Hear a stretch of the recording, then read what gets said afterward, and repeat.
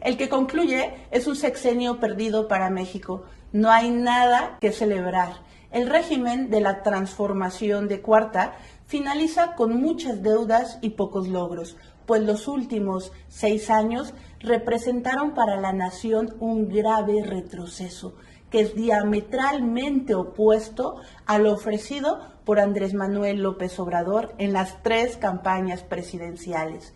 Los discursos y promesas de combate a la corrupción, el lema de no robar, no mentir y no engañar y la cartilla moral solo fueron eslogan de campaña, porque como gobierno ninguno cumplió.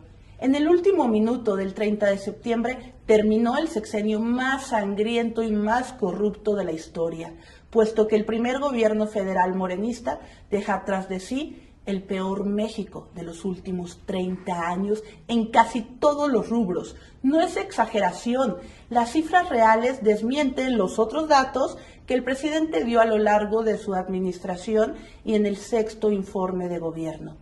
En materia económica, la crisis es grave. El crecimiento promedio del sexenio es del 0.2%, lejos del 4% prometido. El Producto Interno Bruto aún no alcanza los niveles del 2019. La inversión extranjera directa cayó un 15% por las polémicas decisiones tomadas y el debilitamiento institucional. Tampoco hubo generación de empleos. La informalidad laboral afecta al 56.1% de las y los trabajadores que carecen de seguridad social y derechos básicos, y los empleos formales creados en este gobierno se caracterizan por los bajos salarios. Con ello, se condenó a la pobreza a millones de mexicanas y mexicanos. Las megaobras sexenales se convirtieron en un barril sin fondo y en el símbolo de la opacidad y la corrupción por la cantidad de recursos que absorbieron y la falta de rendición de cuentas. Solo en el Tren Maya el presupuesto aumentó en más de 70% en relación al proyectado inicialmente y la refinería de Dos Bocas aún no produce combustible. Pemex, la empresa preferida del gobierno, está al borde de la quiebra por la acumulación de pérdidas millonarias, resultado de una gestión irresponsable. Se incumplió la promesa de combatir la corrupción y el nepotismo. La familia presidencial y sus allegados hicieron negocios millonarios aprovechando el poder, la información privilegiada y la impunidad. López Obrador no combatió la corrupción, sino que la perpetuó y por ello dejó el país en el lugar 128 a nivel mundial. En seguridad pública vivimos una de las peores crisis, cuyo origen es la fallida estrategia de abrazos no balazos, que permitió a la delincuencia adueñarse de la tranquilidad de la población.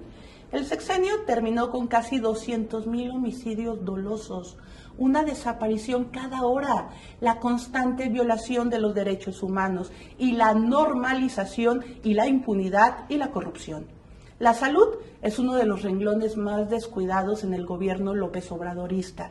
La desaparición del Seguro Popular dejó sin acceso a los servicios de salud a 15.1 millones de personas. Hubo escasez de medicamentos en la mayoría de las instituciones de salud y se dejó sin medicinas oncológicas a niños y mujeres. El compromiso fue que al final del sexenio México tendría un sistema de salud como Dinamarca. Sin embargo, la inversión para este sector está muy por debajo del promedio de la Organización para la Cooperación y el Desarrollo Económico.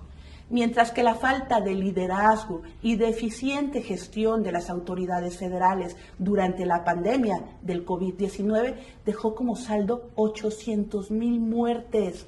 La lista de incumplimientos es interminable, tanto que el legado de AMLO será el de un gobierno totalitario que privilegió el populismo y la represión sobre el bienestar de la ciudadanía, dejando hoy una nación en llamas, con números rojos, con una economía que depende de alfileres y con el futuro hipotecado. A la sociedad nos costará mucho tiempo y esfuerzo reconstruir el país. Ese México que sufrió la destrucción de sus instituciones y los avances democráticos. No obstante, Las mexicanas y los mexicanos cuentan con el Partido Acción Nacional para participar y liderar los esfuerzos que nos permitan alcanzar un futuro confiable para la nación. Aún hay esperanza.